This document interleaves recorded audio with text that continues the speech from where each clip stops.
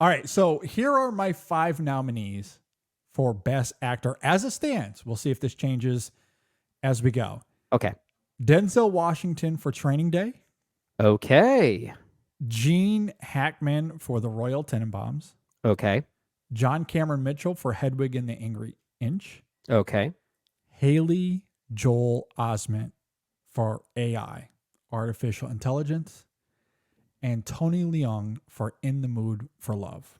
Okay. Those are my 5 for actor. Well, I in my list of my favorite performances of the year, this is actually one of those years that I think the leading actor category was probably the strongest of all of these. And there are a lot of great ones we'll talk about in these other categories, but the first names that came to my mind were mostly ones that would fit into best leading actor. And most of the ones you listed there are ones I had on my list as well, including Gene Hackman, John Cameron Mitchell, Haley Joel Osment. Some of the other ones I had here were Billy Bob Thornton for The Man Who Wasn't There. God, so good. Yeah. That is a great performance. Tom Wilkinson for In the Bedroom is another one, also nominated for that movie as well for the Oscar. So I guess like those two alongside Haley Joel Osment, John Cameron Mitchell, and Gene Hackman would probably be my top 5. But actually, I don't know. Tony Leung, man, because spoiler alert, I have Maggie Chung in my list for Best Actress, and you can't really nominate one over the other. I think they're both so vital to that movie, it's such a melding of a performance. I mean, that's the point. And that's why I could not leave it out or separate it. And Best Actor for me was by far the hardest of them. Yeah. Because, yes, there's Billy Bob Thornton deserves to be in here. Another one, Guy Pearce for Memento. That's arguably I love, his best movie. What I love about performance. What I love about his performance in Memento, and this is something we sort of talked about in passing about the movie Memento, is that it's actually kind of a funny movie at times. Like there is kind of a sarcastic nature to Guy Pearce's character in that movie, Leonard, and that I think is pretty piercingly funny at times, and he makes that work really well. Another performance along those same lines, and I mentioned this, I believe, on a Patreon episode not that long ago. I want to say that's where we talked about this. But I thought of Tom Cruise.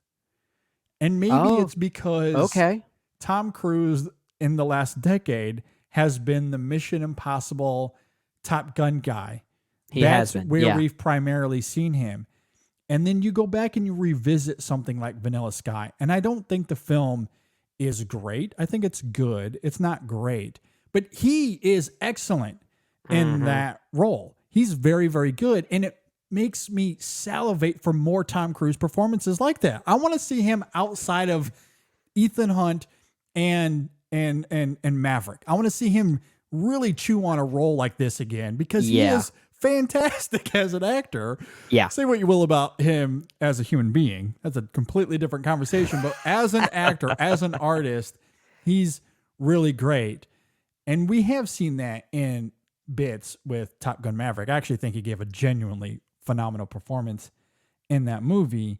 But to move away from the blockbusters and to really dig into a role like this again, Vanilla Sky, or at least his performance, certainly had me salivating for more. And similarly to what you were talking about there with Guy Pearce, yes, there's a level of pathos to it, given the tragedy his character experiences. Right. But it's also quite funny in places. Yeah. And I think he tiptoes that line impeccably. So he doesn't crack my 5, but similarly to Guy Pearce, I think it's a really great performance that's at least worthy of being in the conversation. It's an underappreciated performance. And this was a time when Tom Cruise was taking some risks as an actor because, this is 2001, and only 2 years before this, he was nominated for an Oscar for Paul Thomas Anderson's Magnolia. So this was sort of that period where he was kind of getting a little bit weirder. Right. Yeah. And even his work with Steven Spielberg, which are blockbuster films like Minority Report or War of the Worlds, there are nuances to those performances he gives in those. There's a complexity to those movies that I think sometimes gets forgotten underneath the veneer of those being big blockbuster films, but there are complexities there for sure that he brings. I agree. Another performance that I'll mention here as an honorable mention, I mean, again, say what you will about him now, post what happened not that long ago. But Will Smith is terrific in Ali. Yeah. One of his best. I don't love the movie. He really transformed. Yeah. Similarly, I think the film has its issues. But the performance, I think, is pretty impeccable. And he really brings that energy. Like, he transforms and is fantastic. That's kind of a reoccurring theme with most of the movies, or performances rather, that we'll be talking about on this episode, at least for me, is that many of my favorite performances from this year are from movies that are probably not going to crack my top 10. At least not all of them, but a good chunk of them are. Like looking at Best Actor once again, I love John Cameron Mitchell's performance in Hedwig and the Angry Inch. I don't love the movie fully, but I love the performance. And I feel the same way about Billy Bob Thornton in The Man Who Wasn't There, which is probably like lesser Coen Brothers for me. It's still a movie I really like. It's sitting in that like 3.5 out of 5 star rating on Letterboxd for me, which I think is on that verge of at least being very good. But what makes these movies so good are these amazing and sometimes bold and daring performances. I agree. And they're great. No, yeah. And it certainly sounds like I'm higher on both of those films. I think you are. I really like The Man Who Wasn't There. It's not in my top 5 for the Coen brothers, but I still think it's one of the better films of 2001. Okay. Certainly speaks to the prowess of them as filmmakers. But Billy Bob Thornton is great. Hedwig, I also adore. I think that film is. I think I saw your rating of that. Wonderful. You like that a little bit more than me, but yeah, I have so much respect for that movie. I don't think it fully works in totality, but I like the pieces of it a lot. Yeah, I love what it's aiming for, and I love the music. The music is rocking. I have to say, I didn't love the music, and maybe that was part of it. I was a little hit or miss on the music, but it's all a matter of taste. Engrossed by it. That's fair. And John Cameron Mitchell just completely owns that film. I love that performance. It is one of the best performances of this year. Yeah. So yeah, he cracks my 5. And Guy Pearce was the one I really struggled with the most, though. With only 5 slots, I just wanted to somehow invent a 6th. Well, I mean, we're doing this loosely. We can do whatever the heck we want, right? It is. I mean, all of this is however we want to do it. So we could cheat if we wanted. But if I'm going by the rules, if I'm playing the game the same everyone else is, then one has to be out. And that's the one that hurts the most. Yeah. But when looking at Denzel, Gene Hackman, those 2 performances are probably the 2 for me.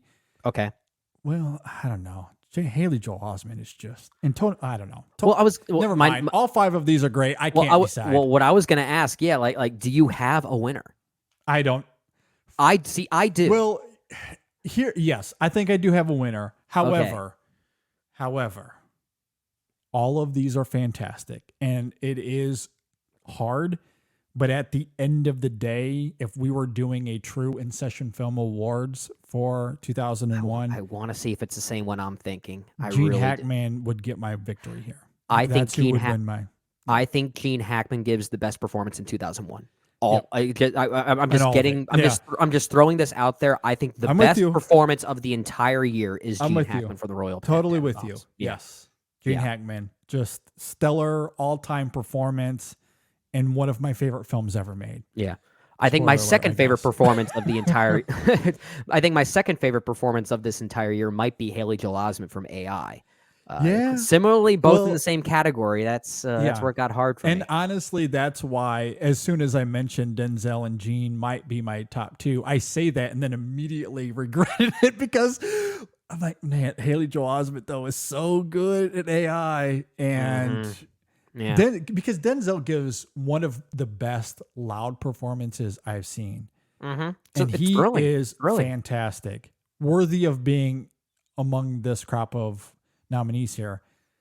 However, I do think there's an argument to be made that Haley Joel Osment gives a much more challenging performance. Not only is he having to play I agree. An artificial robot of sorts, but the depths of the emotional spectrum he has to portray while still evoking the naivete of him being a robot is incredible. The way he bridges that line between the humanity and the artificiality is like I don't even think phenomenal. people were picking up on what he was actually doing until years later. We talk about films being reevaluated as time has gone on, and AI is a big one from this year.